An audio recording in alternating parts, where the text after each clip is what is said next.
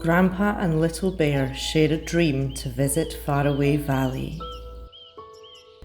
a special, hard-to-find place full of wild and wonderful creatures. A place they've only ever seen on a postcard. But when they arrive, doubts creep in.